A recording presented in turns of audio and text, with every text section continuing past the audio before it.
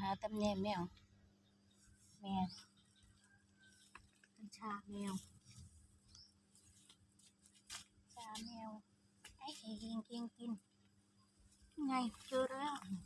กัญชาแมวทำแหน่แมวแม่แกหอบหืดแกพุ่มแพ้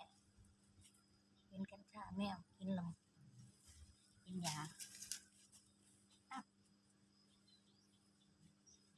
กินชอบเหรอ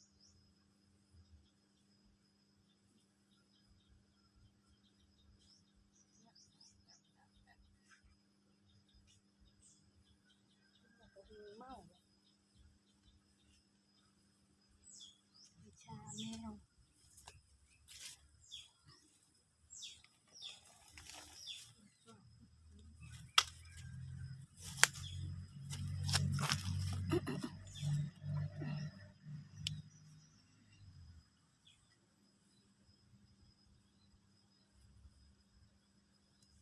กำลังกิน